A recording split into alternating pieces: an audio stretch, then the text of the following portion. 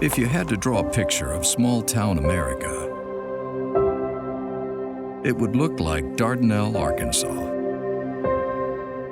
A small town where everyone's family. In Dardanelle, your dream is as big as your heart. We're a small county and a small state, but sometimes we think we're the biggest ones out there. Pride in Yell County. Yeah, we're a town of about 4,500 people. Well, we have a few gas stations and a restaurant or two. During the summer, we'd get up and we'd ride bikes around town all day, and it wasn't any big deal. We had to be home before dark. We'd just ride around and go get ice cream, and we had a little soda fountain in town that we'd go down and get Cokes from, and we just did things that teenage boys do.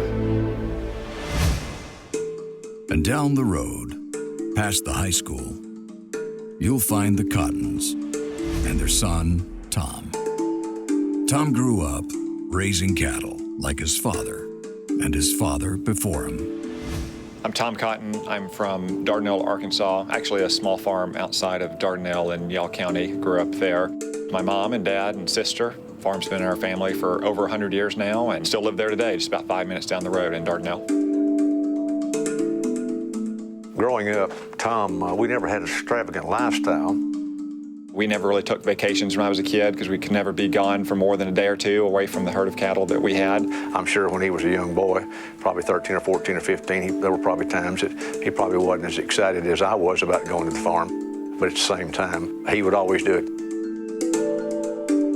You had to get up early in the morning sometimes to separate them or wean the calves or give them vaccinations, take them to the sale barn.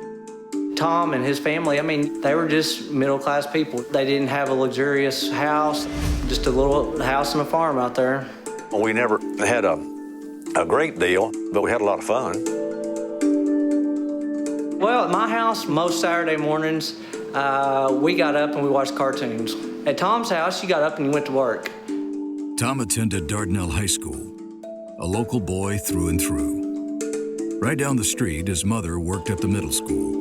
It wasn't so much fun when I was in 6th, 7th grade to have my mom as the principal. Now, once I got to high school, just a couple doors down in our school building, it became much better because anytime I forgot my gym bag for basketball practice or lunch money, my mom would very generously go home to get it for me. And even in Dardanelle, high school wasn't always easy. Hallways are always a busy place, but Tom always was very visible in the hallway. He was this tall, lanky kid with a flat top, and we could always locate Tom wherever he was. He just kind of stood out among all his classmates, not because he was 6'4". I mean, he stood out a little bit because of his height. He does stand out in the crowd a little bit with his height, but there again, it's just the fact that he was always acted and looked so much wiser than he was. I call it reasonable intelligence. I think that's the way I like to describe him. So anytime a local boy from Yell County can go to Harvard, it's a big thing, and we're very proud of that. So Tom graduated from Harvard with high honors, and rather than wanting to make a whole bunch of money, he really wanted to go serve his country. He doesn't always take the easy path. I think his choices in the military were obvious, where he could have taken the cushy lawyer job, but he wanted to be infantry. He wanted to make a difference.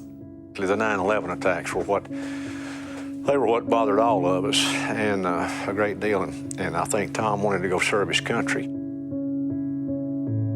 I did something similar to my dad. I joined, and I didn't have to go in, but I decided to volunteer. And my dad tried to talk me out of it because of his experiences.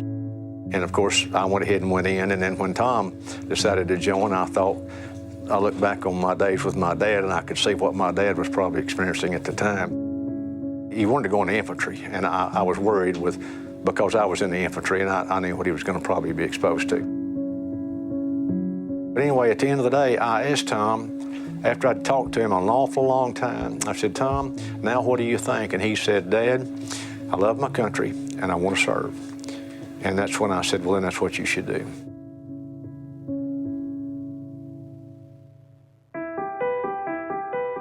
The first day I ever met Tom, it is almost out of a movie because, you kind of see him and you think, who is this guy that would, leave Harvard Law and volunteer and end up where we're at here for the next 3 months while we train up to go to war? He broke that ice really quickly, which made everybody, feel at ease, and it was refreshing for sure. We were in a very remote location, and, we didn't have, to be quite honest, enough firepower at the base we were at. We didn't have enough heavy weapons, Mark 19s, 50 cal machine guns. So we went to Tom, we would plead our case to Tom because he's the man who can make it happen, not by himself. He has to take our request and then go to the colonel and sell. Why are we going to give these assets to this remote base? But Tom produced, and I guarantee you, without Tom being on our team, none of that would have taken place. The results would have been, I'm kind of quite scared to probably think what the results would have been without having Tom's leadership. But that's just Tom. He's just strong-minded, and he has a stiff backbone to him, and he does a man's job. If you know Tom, you know that he doesn't think he's above anyone. He doesn't think that he deserves any special treatment. Tom wants to earn everything he gets. A lot of people didn't want people to know that they come from a rural town, but Tom's always embraced that and been proud of it. Embarrassed to be from a small town? No, I'm very proud to be from Dardanelle. That's where I learned life's lessons, in the same way that my father learned them working on the farm where I worked with his uncle and his grandfather. Roots like that run deep in places like Dardanelle.